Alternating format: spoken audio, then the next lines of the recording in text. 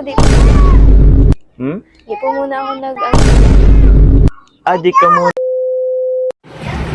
Ayan, hello mga kalingap, magandang araw po, saan man ko kayo ng mundo naroon ngayon. Ayan, dito sa taas, para maiba naman ang view. Ayan, magandang araw sa kapwa ko po OFW. Ayan, mag-iingat po tayong lahat. At syempre, mega love shoutout muna tayo kila Kuya Bal Santos Matubang, Ate Edna Vlogs at Kalinga Vlog. So today's vlog guys, ayan, reaction na lang po natin yung natulungan po ni Kuya Jomar. Ayan, si Kimberly. Ang mag-ina na to ay walang bahay at nakikitira lamang doon sa bahay ng kanyang anak. So, ayan, may sakit pa yung nanay ni Kimberly. So, ayan guys, kumuha po ako ng clip video doon kay Kuya Jomar para po ating panoorin at bigyan ko po ng reaction. Konting reaction lang po guys, mga kalingap.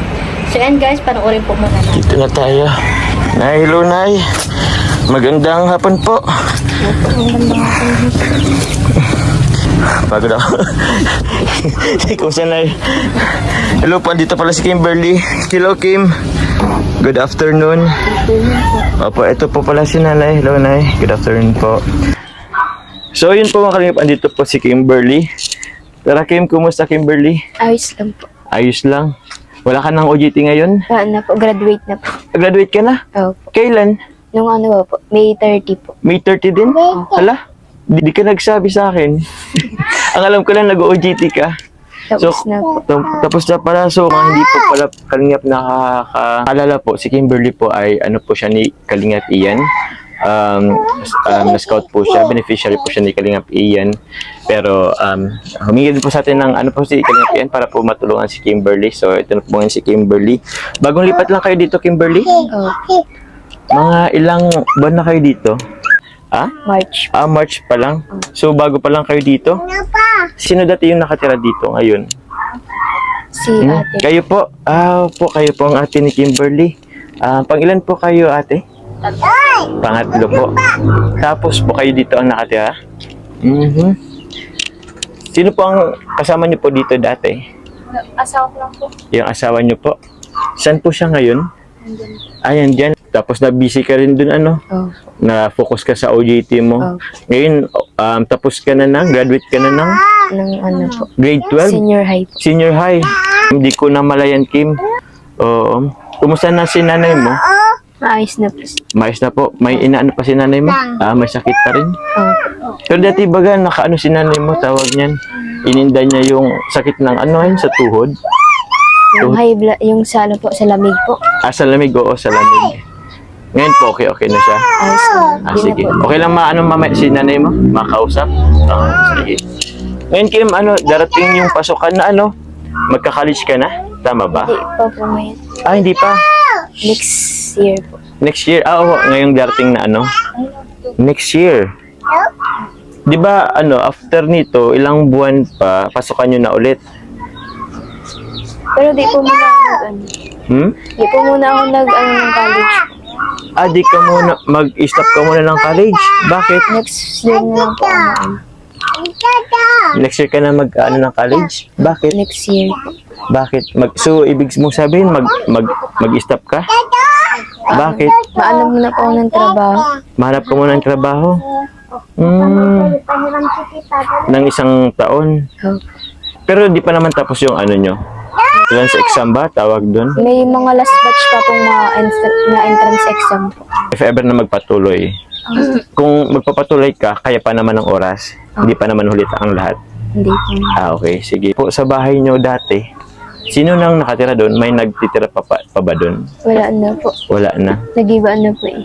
Nag-iba na siya totally? Oh. Ay, grabe. So, Nay,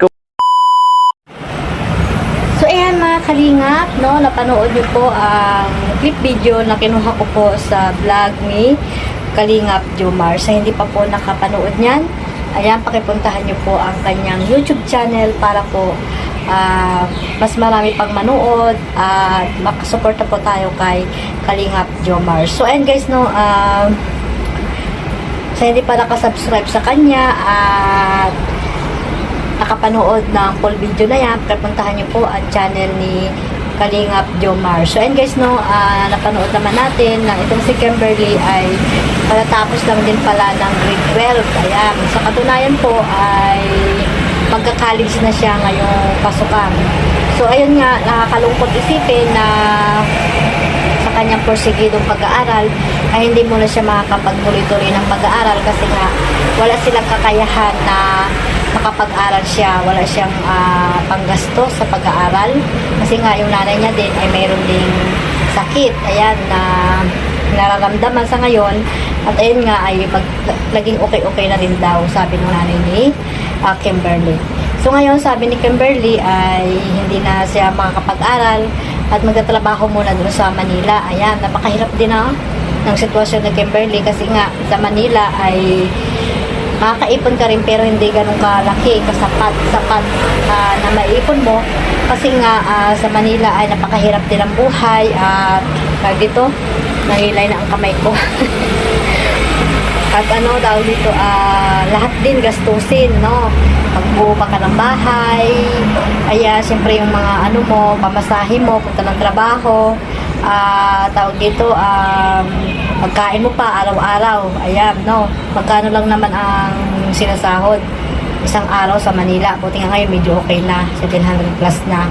So ayun, sana makakuha siya ng magandang trabaho doon sa Manila at yun, makatulong din siya sa nanay niya at makaipon din para sa pag-aaral niya sa sunod na pasukan. So sana kung hindi man siya palaring makapagtrabaho sa Manila, sana ay kung halimbawa nandiyan pa siya sa dyan sa bahay nila kasi nga tinutulungan siya ni Kalingap Jomar, sana ay matulungan ito ng mga mabait na sponsor ni Kuya Jomar, no? Para matuloy-tuloy na yung kanyang pag-aaral at hindi mo na magtrabaho sa Manila. Ayan. Kasi wala akong stand, masakit yung kamay. So, and guys, no, sana matulungan natin itong si Kimberly. Ayan, matulungan ni Kalingap Jomar, no? Swerte sila kasi nakita sila ni Kalingap Ian. Ayan, at inano naman kay Kalingap, binigay niya kay Kalingap Jomar. Ayun, no, naging instrumento sila ng Panginoon para matulungan itong mag-ina na ito na si Kimberly. No, sana ay matulungan siya at tuloy-tuloy yung kanyang pag-aaral, no, mga Kalingap. So, and guys, no, suportahan natin si Kuya Jomar, Kalingap Jomar, para mas marami pa po siyang matulungan dyan na nangangailangan sa Pilipinas. At syempre, huwag po natin kalimutan na suportahan sila Kuya Bal Santos Matubang, Ate Edna Vlogs at Kalingap Rab at ang inyong lingkod, Kalingap Maymay. Ayan, suportahan din po natin ang buong Karipa at ang iba pang mga team dyan sa Team Kalingap. Ayun lang guys, maraming salamat sa inyong lahat at God bless us all. Bye bye!